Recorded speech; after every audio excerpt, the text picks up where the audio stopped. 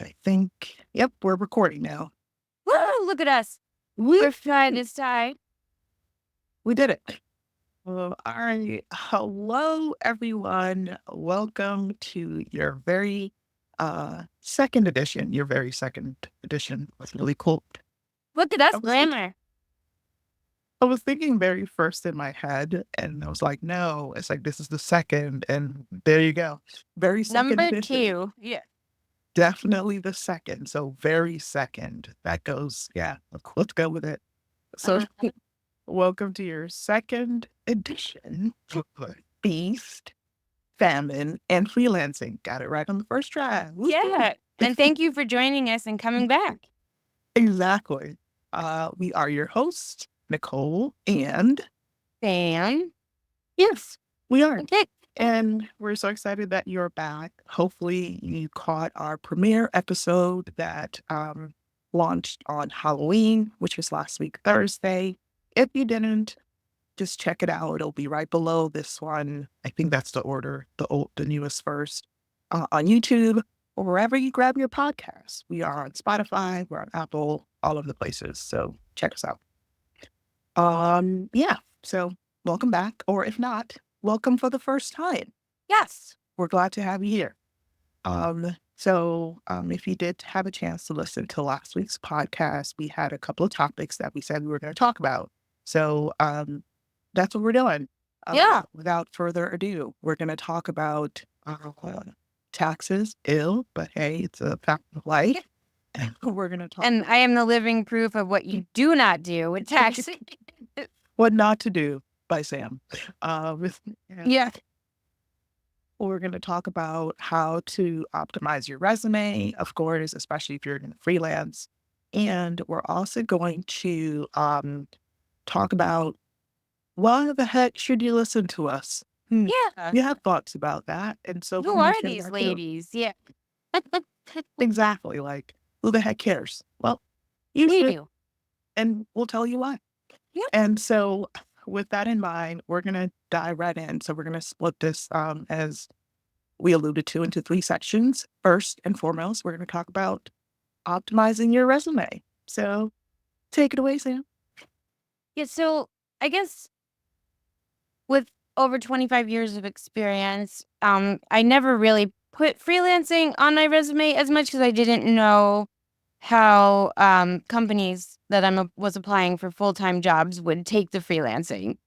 But now I've been finding out that it's actually a con, so to speak, as actually a pro, because they kind of use that as backup experience, so to speak. Like, I may have pharma experience, but when they look at my resume, they'll see that I have publishing experience. So that Yep. and design experience. So that kind of opens up the role I'm applying for. So, for example, with the design experience, when I look at proofs, I may have an edge over someone else who's not familiar with like alignment, drop shadows, PMS colors, things like that dropping off, like bullet colors changing. So it's kind of like an added bonus for employers, I think, when they see that, because they're like, oh, hey, Yep. they're not just an editor. Exactly. Yeah, so they have it's basically a value add. So, I mean, you just personally, I have, book editor, I have the graphic design for designing ads for for publishers, and writing like annotations for new book releases. So, people look at that, take that in consideration, and maybe we'll even like change the role to fit, your qualifications even more. Yeah, absolutely. And, to that point, which is something that Sam is heavily alluding to, it's so important to customize your resume based on the job. Long gone are the days of, here's my one resume, it's going to fit the 50 or 100 plus jobs that I'm applying to. That's not the way of the current world. You'll notice that customization is super, super important. One of the things that I love to do is actually, I have created folders for each of the resumes that I have based on how it's customized. So if I'm interested in applying for writing roles, I have a writing folder, and that's the resume for that. And the reason you might be wondering, like, well, why the heck would you have multiple folders for just having a single resume. You don't want to have to send, I'm not going to say you don't want to have, you should not send a resume that says Nicole Palmer underscore writing resume. That's kind of weird. And also, it could be a little bit confusing, if they're using an automated system that's reviewing the application somehow. You just want to have your name on the resume file. So rather than having the resume tell you what it's about, have the folder tell you that. So you don't have to put 2024, April 2024, April 2024 updated twice, April 2024, third editions, the Trinite, version 52. Yes. like, you don't want to do that. You want to keep it simple, keep it clean. So it should just be your full name on the resume file. So use folders to your advantage. You can have one folder that says, you can call it whatever you want. If you wanted to say, this resume only has one job, if that's the file name, the folder name you want, go for it. No one else is going to see that but you. But it's just important to categorize it and organize it in a way that when you're ready to apply for something, you already have it in your back pocket, because Yep. you are competing against hundreds, if not thousands of people for the same role. So it's really important that you are thinking about that ahead of time. Take a day, maybe a weekend, a Sunday, a Saturday, a day off, and just really take your resume and just start teasing out some of the key aspects of it. I have done, you can even do that based on your current jobs that you've held over the years. You can actually highlight the specific areas that speak to the job that you're applying to. The freelance role that you're applying to, really use that to highlight some things that may not be as obvious if the job that you had was, I don't know, program manager, but you're applying for a design role. If you did some design work, you want to highlight and play that up and make sure that that's top of mind or at the top of your resume, so it helps you stand out. Yep. And also, like, side note, years ago, my uncle was a VP of a financial corporation, and he always said to me when hiring, if the resume was longer than 2 pages, they wouldn't even review it. So I don't know if that's changed over time, if that's still like something hiring managers still keep, in back of mind, but just something I wanted to share. Yeah, that's a really good point. And I think mileage can vary on this. And honestly, that's always what I've been taught as well, is like anything more than 2 pages, it's not going to be looked at. And I think even if, let's say that's not the case, let's say that people don't care if your resume is 2 pages or 4 pages, whatever the key stuff, it should be at the top. So Exactly, the most resume is relevant. exactly. So if your resume is going to be 3 pages, you make sure that the first 2 pages have the meat of your resume, so to Yeah, because they speak. might not even get to page 3. Exactly. They might be like, oh, this person doesn't have what we need or require, Yep. and so we're not going to read it. Meanwhile, you do have what they require, but it's just down too far. Exactly. Something else that I find really valuable to have on resumes, and I know that back in the day, I think way back in the day, I used to just put, this is my objective, like to land a role that blah blah blah blah. Nowadays, it's actually much more valuable to have like a list, like a summary, a highlight summary. I think that's the right term, where you just have at the very top of your resume, you have 3 to 5 bullets that encapsulate who you are and your experience. Because if you can tell your story at the very top, they won't need to get to page 3 to know what they need to know, because you've already told them. So highly recommend, if you haven't already done so, really think about the body of experience that you have had over the years. I always list at the very top, senior editor with nearly 3 decades of experience in blah, blah, blah, blah. Like, I want that to be the first thing that they see if I'm applying for an editing role. And then I list some other things that I think will be relevant, especially nowadays. Like, I'm just speaking from like the editing side. Viva ProMax is a huge platform that is very, very popular in the creative editing space. And you want your potential clients to know that you have that experience. So you don't want to bury that in your skill section. You want to list it there, but also put that at the top bullet. experience with X, whatever systems you have. If you're a photographer, experience with blah, blah, blah, list the, the lenses, the apertures, all of Yeah. those fun things that clients are going to be like, ooh, this person has this type of experience. You want to put that at the top because those bullets will tell the story for you. And then that's going to hook them to want to read more or want to actually give you that call. Right, exactly. Because if, I think Viva Polymaths is like the newest.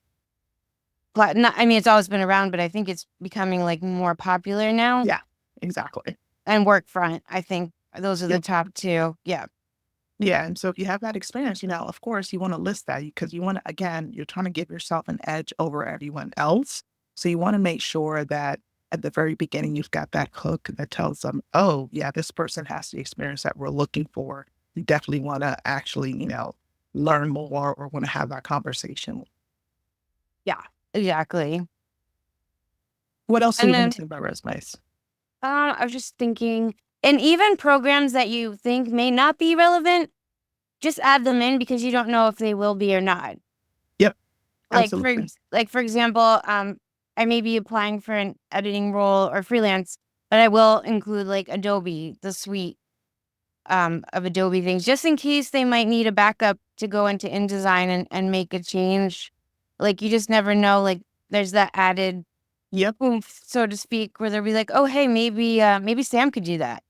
absolutely. And to Sam's point, don't ever discount something that you think maybe it's not relevant. It actually could give you that edge or make you stand out, and they could be like, "Oh, this is unique. We haven't seen that on any resume." I'll give you a really good case in point. Um, I happen to be bilingual. I might have talked about this at the last podcast. But the jobs that I apply to are typically English speaking roles, right? And so you would think, well, that's not really relevant. I always list that in the languages section. And I can tell you that over half of the time, it comes up in the interview because they're like, oh, we noticed you're bilingual and we happen to have this. So that's Yep. actually kind of cool that you have that because we could leverage you in this other area. So, definitely don't discount yourself and say, well, they didn't mention anything about being bilingual. So why would I list it? That Yep. could actually give you one step above everyone else. So always list that. I even list, to Sam's point, I list Adobe InCopy, which some of you are like, what the hell is Adobe In? Even I was like, what's So, fun fact, Adobe InCopy is actually the partner software that usually it goes with InDesign. And it was created for proofreaders and editors that allows them oh to okay. actually I know what view you're the talking about. copy. Okay. Yeah, without actually having to touch the design, because that's always been like the fear, like we don't want to give the proofers and editors access to the InDesign files because they're going to mess up everything. So InCopy allows you to review the text without touching the layout or design. And it's actually a really cool program. And I think even a lot of creative places maybe don't use it as much or maybe don't know about it. But it actually can spark a conversation. You have Adobe InCopy experience or something that seems kind of niche or unusual, still list it on there because you can't take away your experience. If you have No. that experience, list it on there because you don't know what that conversation is going to lead to.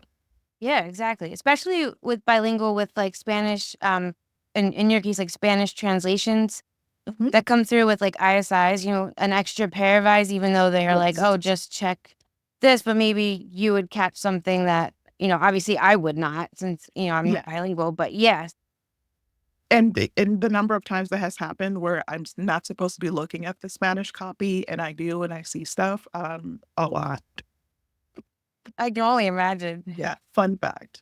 So yeah, definitely like make sure you list not only the key experience, but also, any skills, any, programs, anything that you think may not seem like it's tied to the job, but could highlight a different facet of your experience. Totally worth listing. So yeah. Yeah, and also, my recommendation too with bullets and everything, just to make them as succinct as possible.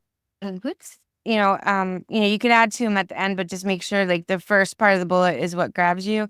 And also, Nicole, what do you feel about this? I know I've seen like kind of mixed reviews on adding like personal information.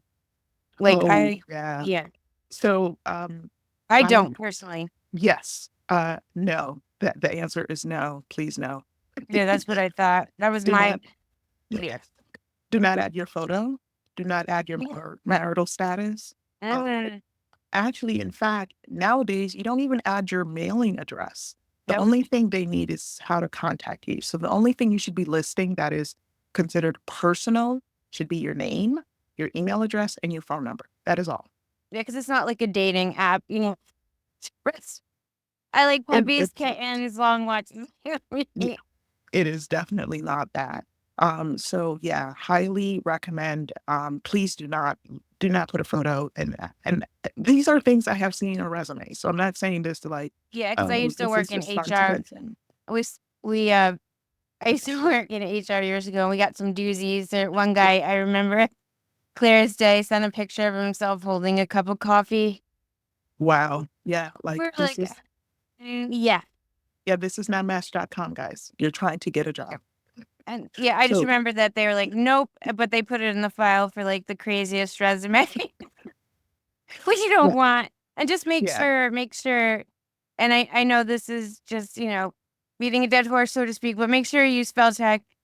Oh my gosh, yes. Because Please. I actually had a boo boo on mine because it was a word and so it wasn't picked up. But Yep. just just double check. Even have someone else read it a second pair of eyes. Yes. Spell check, please.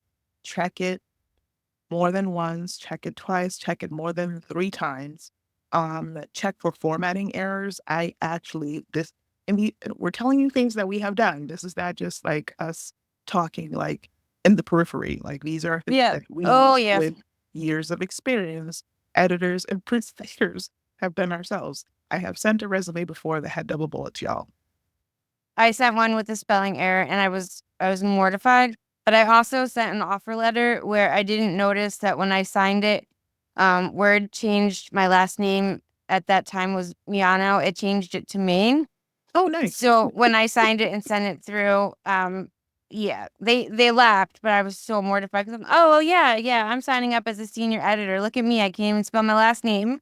Yeah, exactly. Thank So you, Word. Yeah, And so we're saying that to say that, we are human. We make mistakes. So don't be so sure of yourself just because you're an editor or you have this much experience. You cannot make a mistake or introduce an error. You absolutely can. We have done it. And if you're wondering sometimes like, oh my gosh, I thought I was assurance for that job. Well, maybe you were, but you spelled something incorrectly and it was pretty egregious. boo Um, boo. Yeah, so it does happen. So, if you have a friend, have them review it, just have them take a look. The one I think fortunate thing I will say, and this is not always the case, so don't take this as gospel.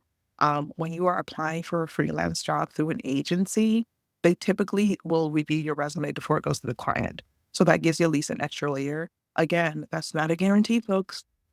So don't take that as like, oh, this is always going to happen. I don't have to worry about it. But typically, they will review it because obviously they want to send like a really polished and perfect resume to the potential client. But you should still be checking your stuff.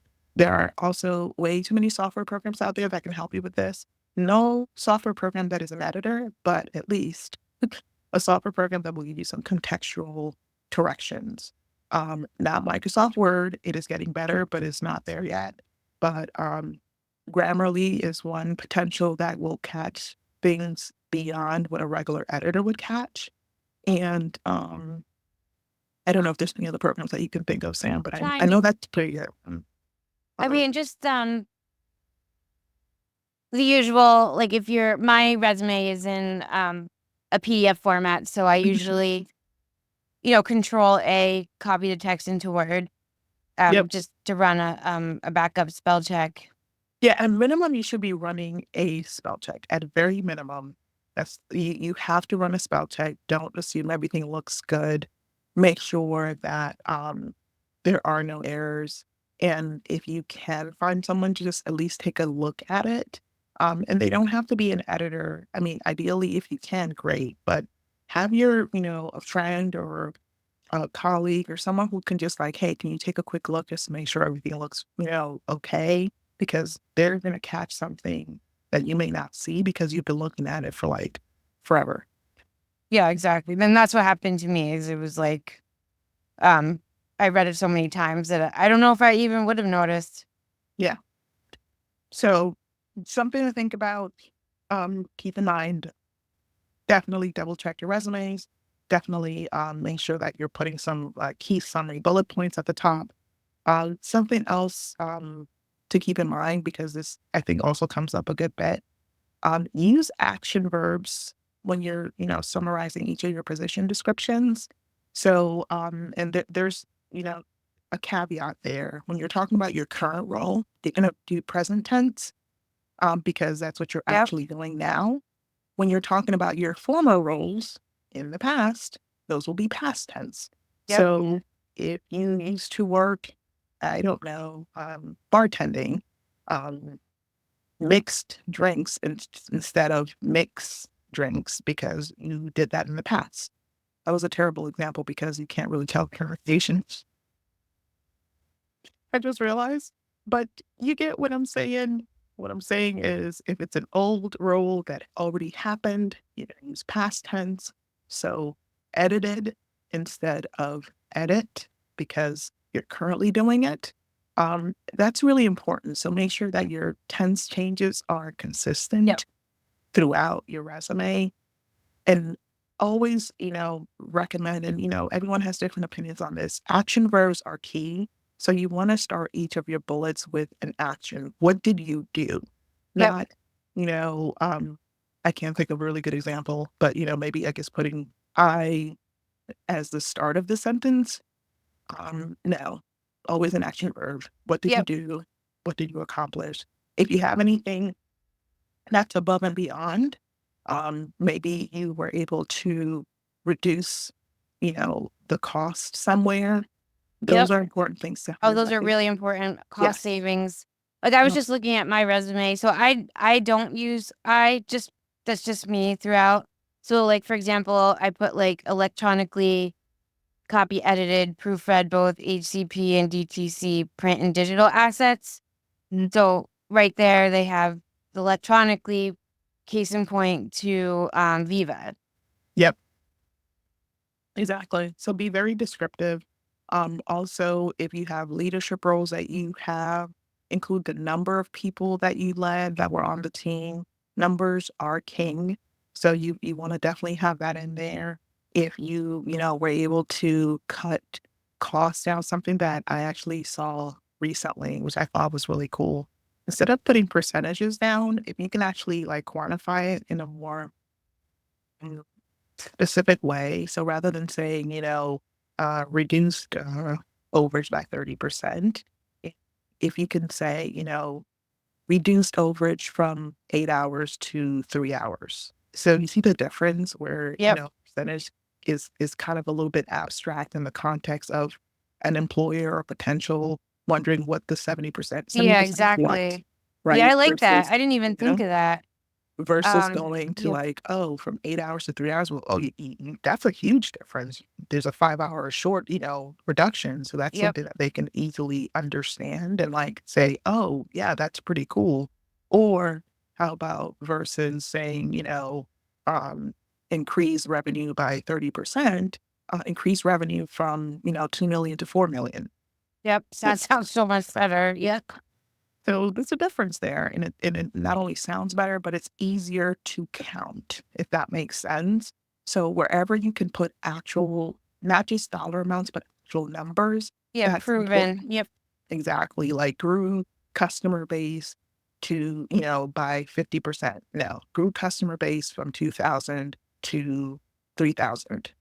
That's clearly a way that they can quantify what that number change was. Yep. Um, yeah, I was just thinking of anything else we want to talk about on resumes. I guess I do this, Nicole, I don't know if you do. So whatever position I'm applying for, whether it be full-time or freelance, I'll put I'll put the a full-time previous job first and then the related freelance job under that. Do you do that or do you just separate them? Like have full-time, all those jobs first, and then freelancing.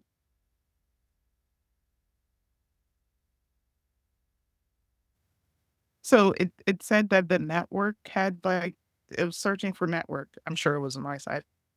Oh, Um, I checked my Wi-Fi too, and it said it was okay. I'm like, what? yeah, I'm certain it was mine because it was saying searching for networks because I I will not put any companies out there. But Horizon, Horizon, Yeah. the nonsense. It stinks. That's all I'm saying. It's really frustrating and it goes out at the most perfect times, case in point. Yep. So hopefully, if I hope it had enough sense to at least like keep the recording from before. I don't know what it's gonna do. We'll find out. Yep. Do you, I had asked you a question. I don't know if you heard it before I did everything not. went, hey. I'm Oh, okay. sure. I was just asking if you, on your resume, when you're applying for a full-time job or freelance, I usually put the full-time job, like my previous full-time job or the one I'm currently at, and then the relevant freelance under that. Do you do that or do you just like separate them? Oh, that's a really good question. So yes, I will typically separate them. Okay. So and when it comes to how I list them, it's typically chronological. And I think it always works out that my freelancing ends up being like the oldest job that I list. Okay. Because even though I'm currently freelancing, I started it like way before most of the other jobs that I currently or have had in the past. And so it's always going to be my oldest job. And so that's something else to think about too. And I don't know if there's like a hard and fast rule for this. I'll have to look.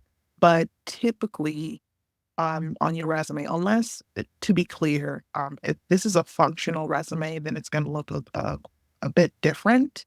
And we can talk about functional resumes a bit either now or later, but typically the the standard resume, let's call it that, will list your most recent job first, and then you work your way backwards. Um, Right. where it can be confusing is if you have a current job, but it started a long time ago. So Okay. in the case, yeah, go ahead.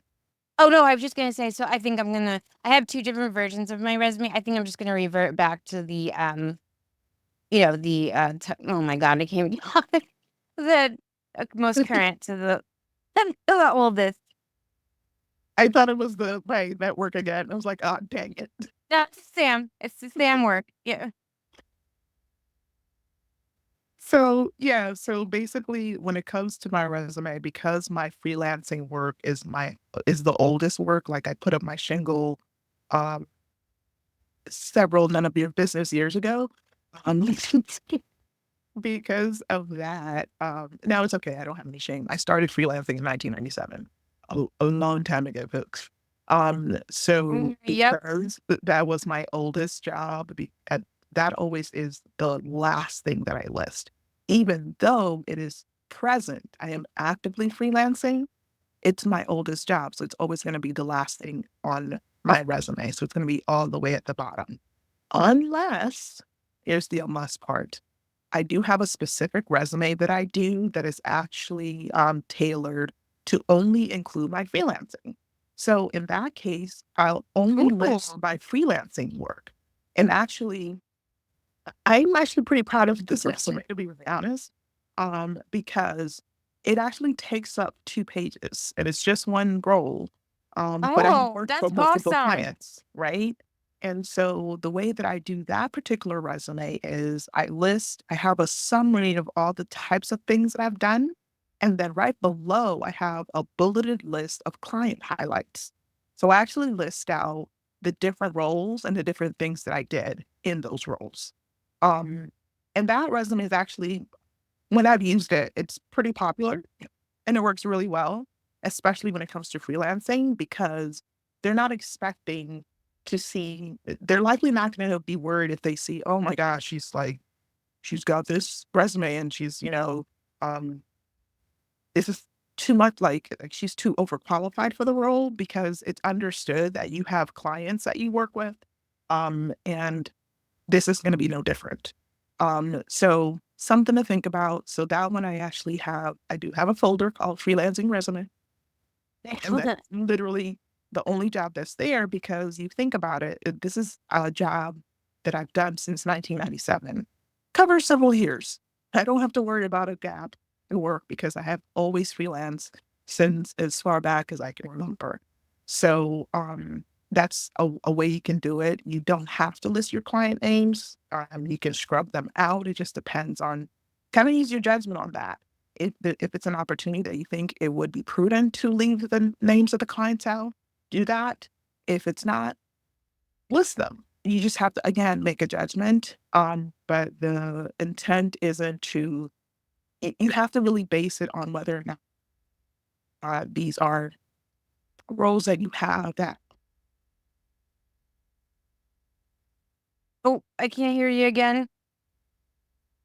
I literally just said, why do you hate me? Wait, Why? This is what I'm talking about, folks. I So love yeah. technology. Like, I hope it's still, like, recording because everyone be so irritated if it, like, did not, like, capture, like, the gems that Everything we're we just dropping took, here. yeah. Okay, whatever. You know what? As a backup, I just thought of this. I should just use my phone and record it at the same time just in case. Maybe that's something. That's a good idea. I didn't even think of that. Yeah, it just occurred to me because, fingers crossed, fingers crossed. But Uh, um, So I don't know where I left off. I think, well, we were talking about, having a tailored resume that's just for freelancing. You can do that as well. I think Now, also the other, too, if you have to question something constantly, whether you should include it or not, if you think it might be, not taken a good way or whatever, don't do it then. exactly. Yes. Always go with your gut. Um, Yep, if in doubt, leave it out.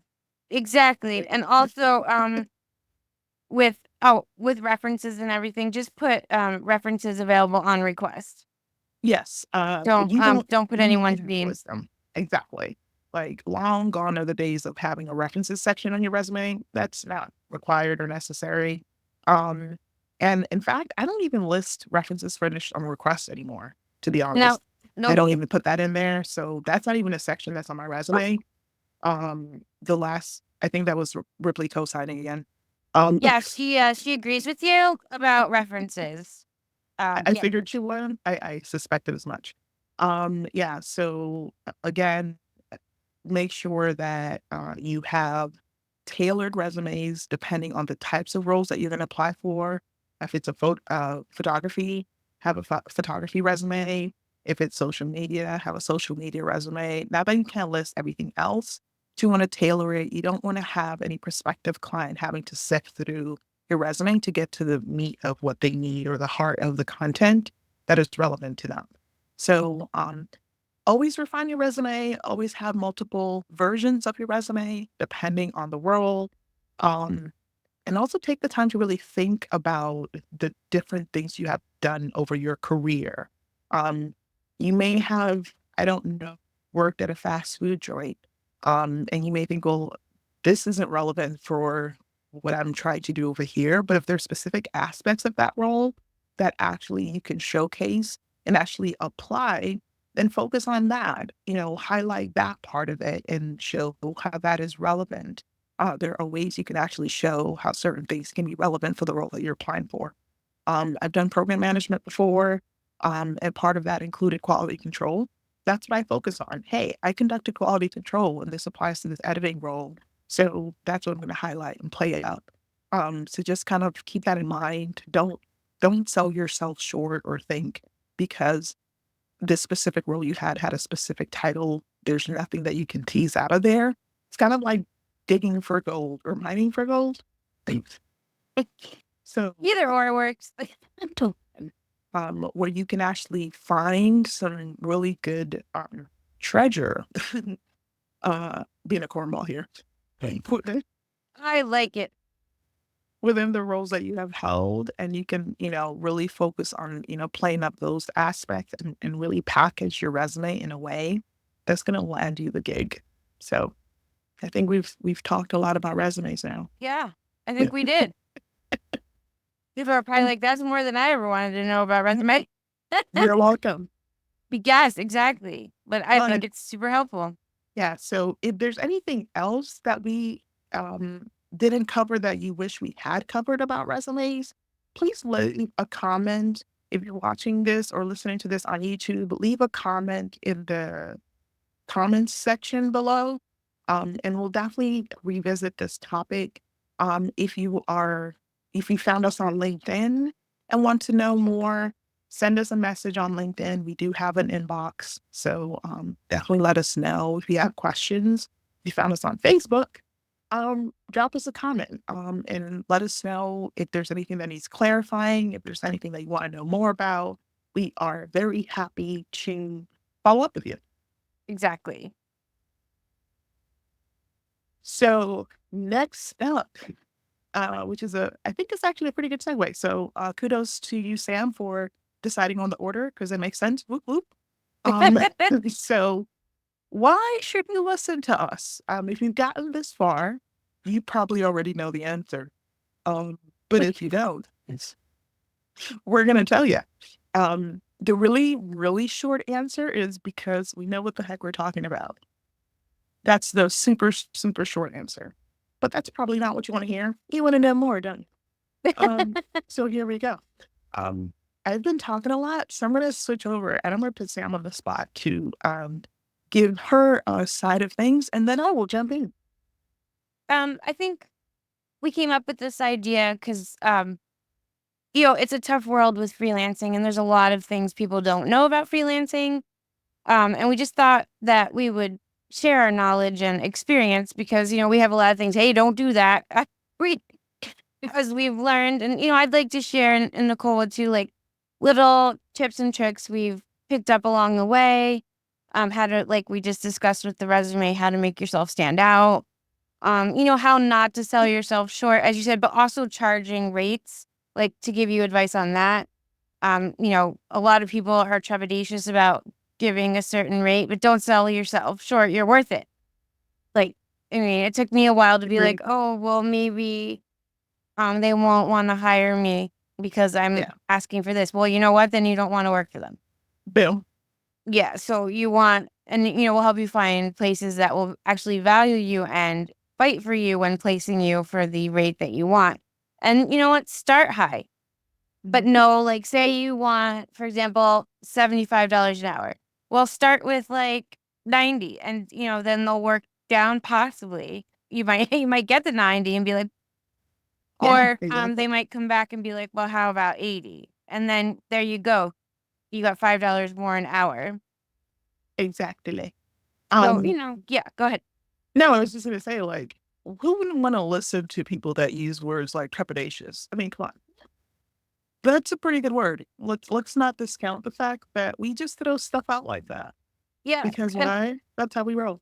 yeah, and some days I'm like, "Oh, I hope I'm using the right word." But it's a big word, so maybe it'll sound good. Yeah. Exactly. So, yeah, no, but to Sam's point, absolutely all of those things. And then one probably more obvious because, we all know that there are the naysayers, the negative Nancy's and the negative Neds. Them in our life. And I'm sure one or more will be making some lively comments on this post. And that's cool. Um, Here's what I can tell you. Sam and I each command an annual salary of six figures. And I don't say that because I'm like, yeah, we're awesome. No, I say that because we're able to do that because we freelance. So we supplement our day jobs with freelancing. And because we do that, we can command six figure salaries. That's just the Yes, way and we've that's, also worked really, really, really hard to get to that salary. yeah, Like, it's not something like we just kind of fell into. It took years to get there, right. but the reason we wanna share our experience is that you can get there with the supplemental freelance, um, Absolutely. income and, and on a personal level, oh my god, on a personal level, I had to start freelancing because I had to pay alimony, and freelancing for me was my way of survival, and, once the alimony was over, I had that extra income that I could just build on. Yep. And also, not for nothing, you can have a six-figure income with just freelancing alone. Just want to throw that out there Yep. because That's it, my goal one day. Yep. it's Well, possible. partially am there anyway, So, but yeah. yeah. And so just, wanting you to know that it is possible. It's not like a pie in the sky. This is not going to be like, oh, um, have a six-figure income in 30 days and just sign up for our course. It's going to be a bajillion dollars. Yeah. No, Yeah. we're going to give you some really practical ways to do that, to build incrementally, to build gradually, to build out to not only a respectable and salary that you can live off of, but something that you can be proud of, something that is your own, um, something that is based on your skills, based not just on your skills, but things that you are passionate about, things that you love to do. So that's what we want to show you. I started, freelancing kind of sort of on a whim, but I think it was inevitable. I talked about my origin story last podcast. I'm going to tell you what it is. You're going to have to listen to it. But my point is, um, you know, freelancing for me was really validating because it was what I love to do. It is away from the day job. It's something that lights me up. It's something that I enjoy. I'm a freelance writer. I'm a freelance novelist. I'm a freelance author. Like all of these things fall into freelancing because these are things that you do. Um, on your own. Like you are your own boss. You set your schedule, you set your pace, you set your hours.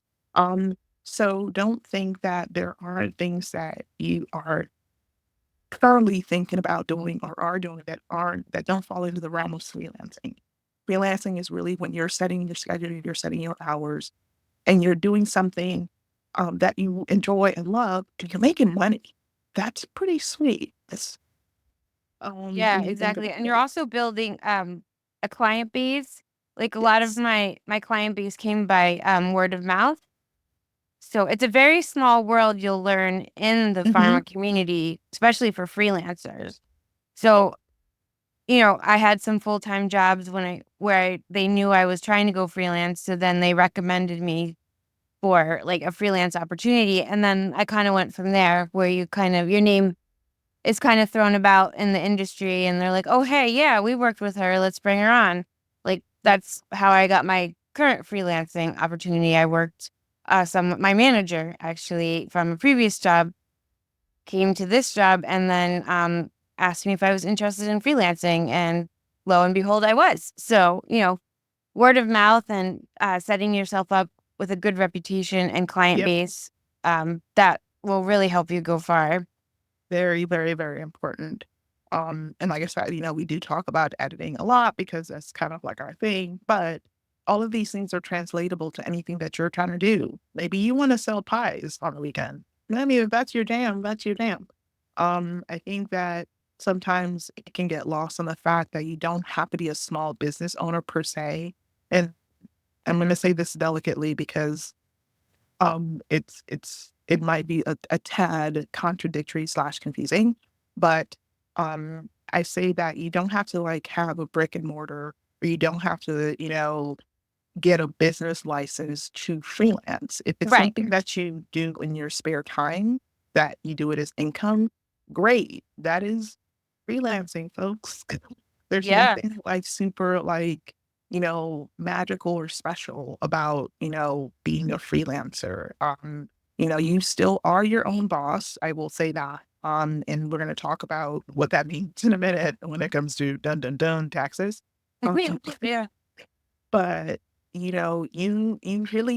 really are in the driver's seat, and that's what's awesome about it. I have been in situations where I was laid off unexpectedly when the 2008 bubble burst. And we were in a totally different state. Uh, and I lost my job over the phone. I got a call, like, we unfortunately have to lay you off.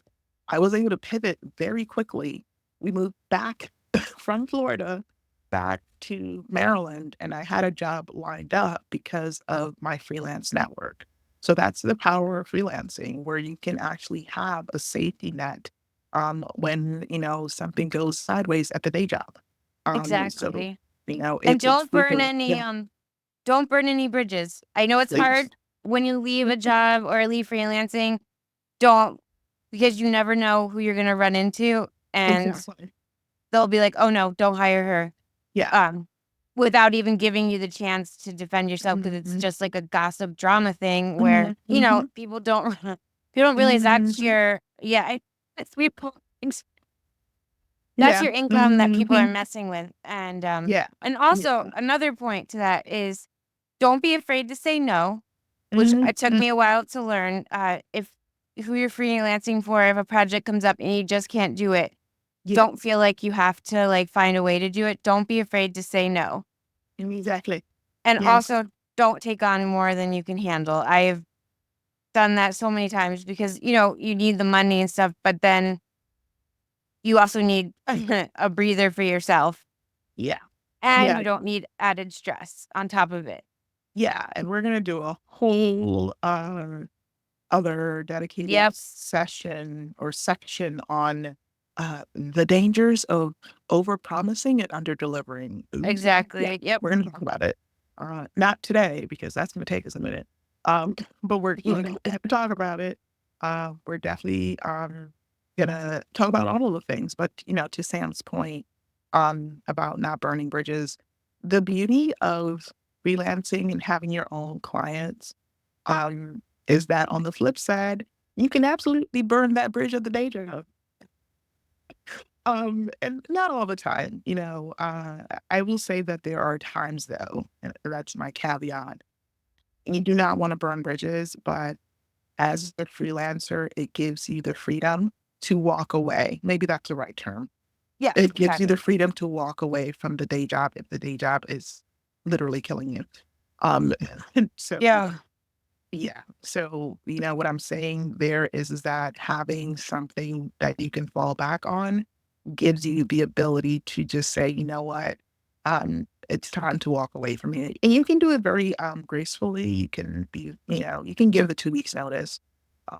But you have the freedom to do that because you have built up a safety net for yourself through your freelance clients, through your freelance work, where you can walk away from that job if it's no longer serving you. Just saying. Yeah, exactly. What was I gonna say? Oh, I lost it. The dogs might go crazy in a moment because Mr. Phil is home. So brace yourself for impact. But on that note, speaking of taking on too many jobs and everything, I would just like Nicole and I would like to hit upon taxes. Mhm. What I recommend. So some places will actually take taxes out for you as a freelancer, which is great. Other places will not. Yep. So um after after years of freelancing being what I needed to live on, I couldn't afford to take taxes out at that time, and now I owe the government a boatload of money. Like literally I Mhm. could buy them a boat with the money I owe. I recommend getting a tax person, and luckily I have one in my life who helped me, but it will also they will tell you how much to put aside each quarter. Yeah. And to Sam's point, freelancing does not equal free money, guys. Oh no. Let me be very clear. Freelancing means extra money. It does not mean free money. And by that, we mean that the tax man will always collect. Uncle Sam will Oh always, yeah. always collect. He will find you and he'll Oh, be he did. upstairs. Oh, he did in a big way a couple months ago. But luckily I qualified for the tax advocate service. Phew. Yeah. Woo! But yeah, it's very important. Find a CPA or someone that can help you. And you can even, I think the IRS has where you can actually pay it to them every quarter, estimated tax. That's what it is. Yep. Your CPA or Um, tax advisor can give exactly. you And the vouchers for that.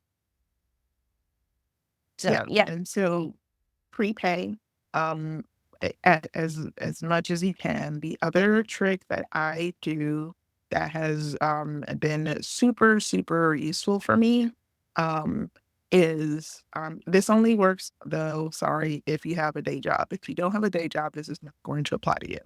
But if you have a day job and generally speaking, not all freelancers, but a good bit of us have also a day job. Yeah.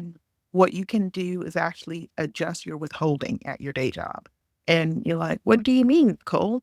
Um, so what I mean is, when you do your withholding, your tax withholding, you're going to change it to single withhold at a higher rate. There's actually an option on your tax form. And yes, you would do that even if you're married. You would do that even if you have a partner or a spouse that you usually file taxes with. And you're probably saying to yourself, oh my gosh, isn't that wrong or isn't that lying? It is not. This is something that a lot of freelancers do in order to offset the extra income they have that is not taxed. So, what you're telling the government is by withholding at a higher rate, you're going to get a bigger chunk of my day job's paycheck. And the reason why that is helpful is that when tax time comes around, it's either going to cancel each other out, meaning that that extra money that you made freelancing, even though it wasn't taxed, because they were taxing you at a higher rate at your day job, they actually got all the taxes that they needed. So I've used that and that has worked really well for me. I highly recommend. If you can't afford to do that, that's totally understandable. But if you can, especially if you have freelance income that is equal or higher than your day job, highly recommend you do this because it's how you prepay and you don't have to think about it because it's already coming out of your paycheck Yes. automatically. And you're not like So stunned yeah, when you have your taxes done like I am every year. exactly. So, and you may still have a liability, but the liability that you have, you will find is significantly less. So I highly encourage you, if you have a day job, change your withholding. Well, obviously once you're making freelance income, don't do it before then, guys. So change your withholding so that it is withholding at a higher rate. I believe the average, give or take the taxes, the percentage is usually about 40% of your income. I don't think that's at the higher rate. I think that's just the standard. So it's going to be a little bit higher than that or in that neighborhood. So if you can afford to, and especially if you don't want to think about prepaying taxes or we're doing the vouchers or trying to figure out, heck, nabbit. Hi. Yeah, hi again. I don't know where it cut off. So I know I was doing my little rant, but it Oh, yeah, definitely, no, just like the payments, the prepayments, how important they are. And also, another thing people don't consider, and my tax advisor helped me, is write offs. Um, yeah. there's so many write offs you can do for freelancing. Like if you buy a new computer, like printer, paper, your Wi Fi Yeah. connection, um, your cell phone, if that's, your cell phone bill, any sort of supplies that you use, mileage if you have to drive on site or anything like that for Yep. freelancing. Um, you Your know, office space yep, also is another one. Actually, you'd be surprised if you have a dedicated space in your home that you're yep, using for freelancing, you can absolutely write that off. as well as So electricity for yeah. that. And yep. So So yeah, look into that. But I would again with the caution, please don't try to do this yourself, guys. yeah, no, yeah. Oh, also subscriptions to like Yeah. programs. For example, I have Adobe Cloud, Shutterstock. Um, any sort of subscription you have related to your freelancing is a write off as well. Yep. So, keep that in mind. I would also, especially if you're gonna get really serious about freelancing and maybe ultimately have your own business, get you an EIN. What is that? That is an employer identification number.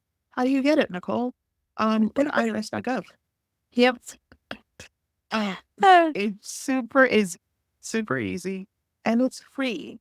If you go on Google, this is super important because the number of people that get scammed over this is sad. Do not use the Google to tell you to get your EIN. And the reason I tell you that is because your top results will be, hey, get your EIN fast. And guess what? You have to pay for it. EINs are free, guys. They are free. I promise you. You do not pay for an EIN. The IRS will give it to you freely. All you have to do is go to their website. You go to their website, make sure it says .gov. If it does not say .gov, exit immediately. you're in the wrong place. Please sign up for an EIN. Not only do they give it to you for free, they will give it to you the same day. That's what she said. So you couldn't help myself. You That was a good one. and once you hit submit, it will generate your EIN number right away. You'll have your number and it's ready to go. The reason why that's important is if you want to separate your business expenses from your day-to-day expenses, that's going to come in super handy. If you want to create a business account, you're going to need that. If you want to have an LLC, limited liability company, you want to set up an actual business for yourself, that all ties into that. And also most clients, and I'm not saying the ones that, that are just like, a person of one, but like businesses that you have as clients will let you use your EIN to, bill your invoices, to pay you. And that will come in handy again if you're trying to separate your business income from your income. I recommend it's free. It takes less than 60 seconds. Remember, I will link to the correct and legit IAM website. Just the only thing to keep in mind is you can only, because for some reason the website works the way that the IRS works, only available Monday through Friday. It is not available on the weekend. So if you wanted to fill out a form to get an EIN, you have to do it Monday through Friday and there's specific hours. But you'll see that on the website. Again, it's very easy to do, especially if you want to separate out your business expenses and income from everything else. Yes, I agree. I think we've shared a lot. Yes.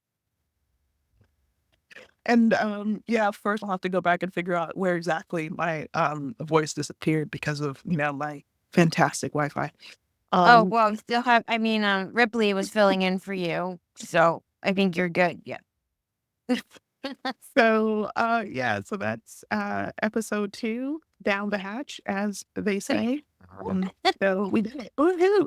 Catherine, despite all of the Our usual technical difficulties. Yeah, I feel like that's our brand now. So I do too. It's like, yeah, we're gonna go with it. Why not? Like, how could you have feast, famine, and freelancing without the hiccup? technical challenges. Yeah. So that's how we Or do like it. F-ups as Oh my gosh, there you go. yes. Hello. That was my contribution today. You're welcome. Well done, well done. I like Thank it. you. Yeah, so that's without the F-ups. There you go. So please come back. We will be obviously doing this every Thursday. Same time, same station. We hope to see you back again. We'll post the podcast episodes at midnight every Thursday. Yep.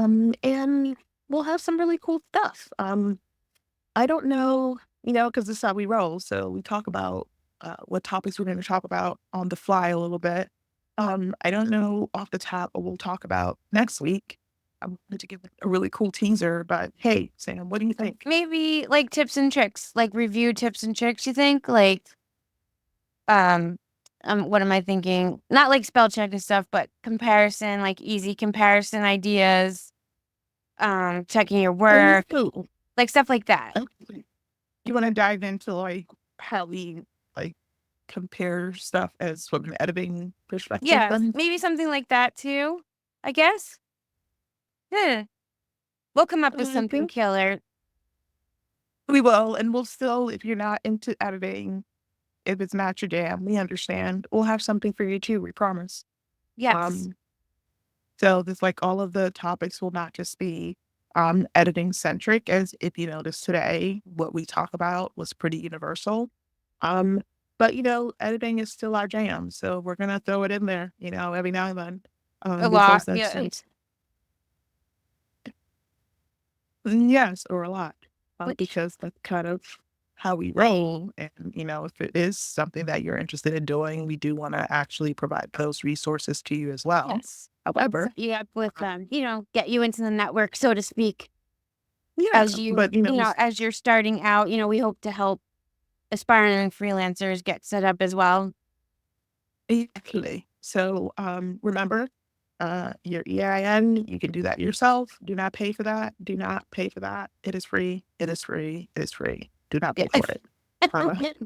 I just want to say that because I'm telling you, there's so many people that get swindled by this company that is like the top result on Google, and it's really insane. So please do not pay for an EIN. Oh, It is that's free. another thing we could talk about too. To avoid getting taken advantage of with things. So, Oh, yeah. Like, yeah, let's talk about scams. Yeah. yep, Mhm. exactly. Like We freelance we have scams. some Yep. recent ones too. Yep. Yeah, so we can definitely talk about that, what to look out for, some telltale signs that something is not quite what it seems. Yeah. It Um, makes it sounds too good to be true. It usually is. There is. That is very true. So we're going to talk about that. So yeah, we've got it's shaping up quite nicely. So we've got topic number one, some cool tips and tricks for comparing and reviewing content if you are an editor like ourselves. Number two, scams to look out for.